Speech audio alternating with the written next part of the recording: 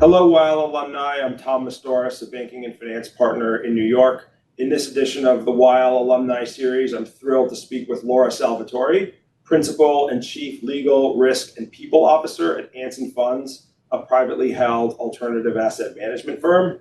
Laura came to Weil as a summer associate and then joined us as an associate in our capital markets practice. She went on to work at Goldman Sachs and then served as general counsel of Match Marketing Group, a private equity portfolio company, before joining Anson Funds, where she served as CLO for 7 years and became a partner in 2024.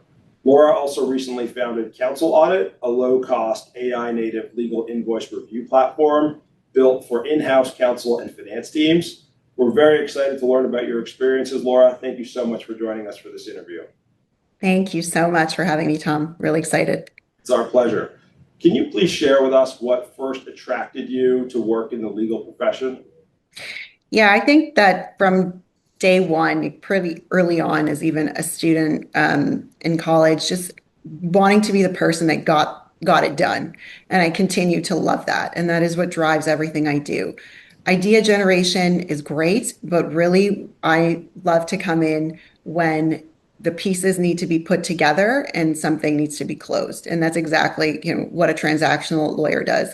I love the kind of intellectual rigor that goes behind thinking about the fact, does it all make sense from a transactional perspective, but really just being at the table and closing a deal or being part of transaction has always been the most exciting part for me. And so that 100% is why I went into specifically corporate law. It was always corporate law from day one for me. And what sparked your interest to work at Weil and to pursue some of the other opportunities that you've taken in your career? Yeah, so as you mentioned earlier, I was a summer at Weil from Toronto. Went to law school in Toronto, was living in Toronto at the time. And to me, there was no world, come hell or high water, where I was not coming back to New York. Weil was amazing as part of the capital markets team when I came back, which I had a lot of exposure to as a summer student. It was just the thrill of working on massive transactions that were announced, nationally. The team there was so commercial. I saw, people in every office on that team that were just the kind of people and the kind of attorneys I wanted to be. And so that there was no other option for me. And specifically in the New York office, where you get this amazing deal flow. You're at the center of the world for transactions, for getting deals done, securities law and reg. It was just a one-stop shop, and I could not imagine not returning to Weil after my summer there. Some students did, and some Canadians, went back to Toronto and went on their merry way. But as you know, Tom, that was not for me. Yep. Well, you certainly inspired a lot of other Canadian law students in that regard. So you had the chance to work on a variety of different capital markets transactions, I'm sure very challenging things. Are there any lessons that really resonated with you or carried through with you from your time at Weil? Absolutely. I think from day one, you're taught and you just kind of see it in the way that all the attorneys kind of function is the precision is so important. It sets the tone from day one.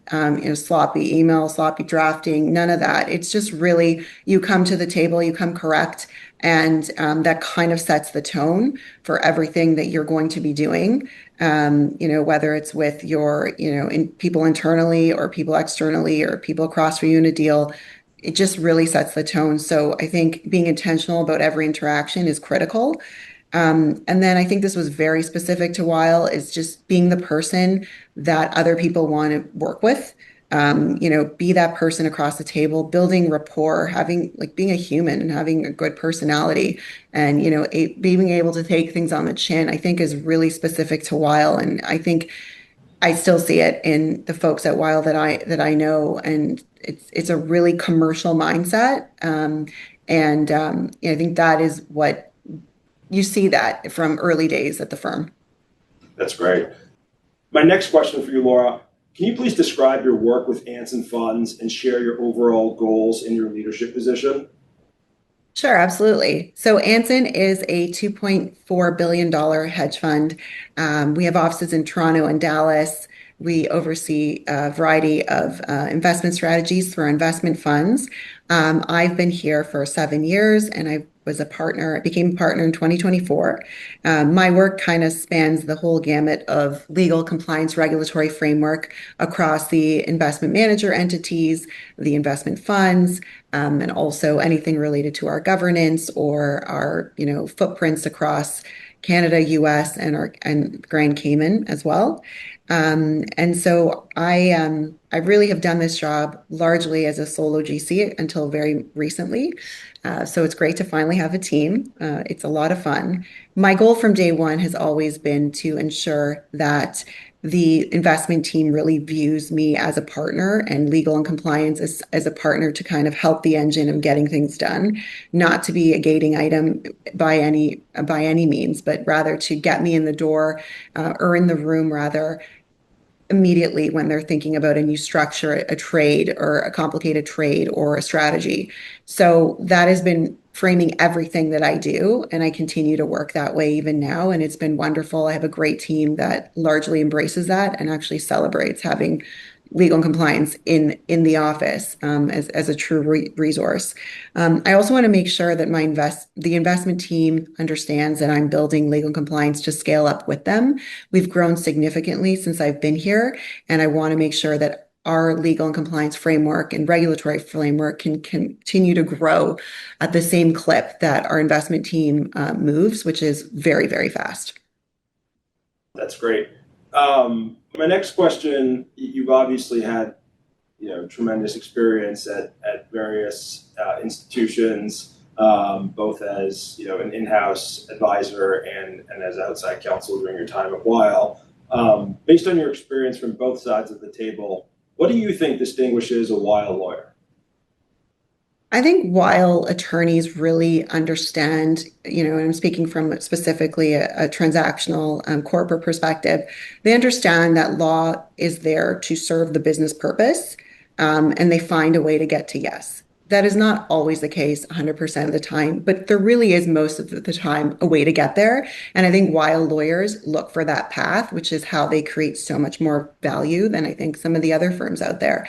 I think also seeing what's coming across the bend or around the corner, the ability to pivot when you have a firm like Weil that is so well positioned to kind of anticipate those needs, a very deep bench across multiple offices, countries, that ability and to kind of look and see and use the kind of transactional experience to see what's next or kind of get what's next, even though it's not yet there. I think that's definitely a Weil specific thing that makes Weil such a great firm.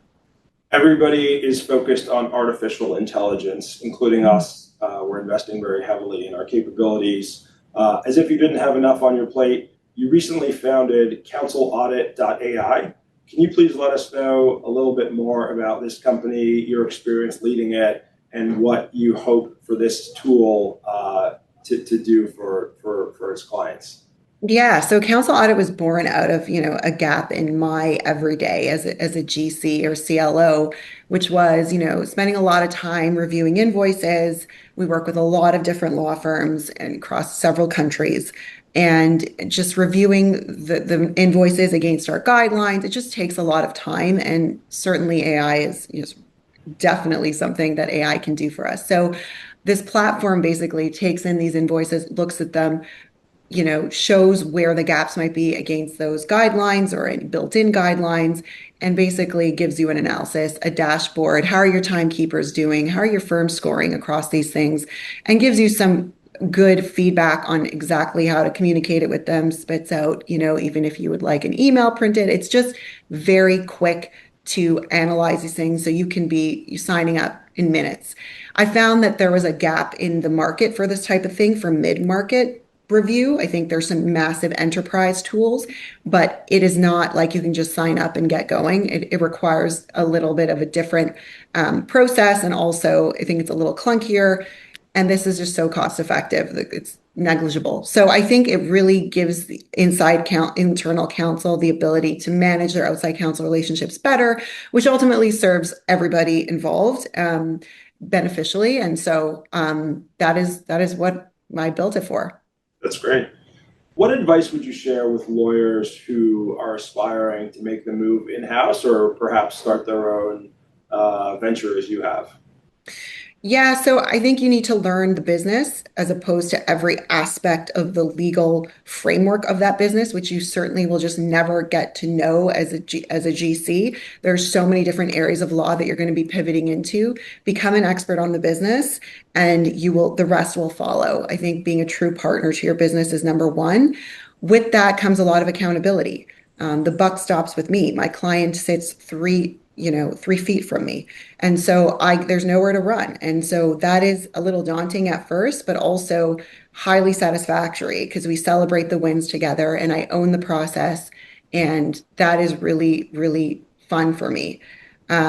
Also, I think that you need to be a generalist again in your legal kind of your practice areas, building your network with other GCs in your field. So for me, that is hedge fund lawyers in New York, where most of the hedge funds are.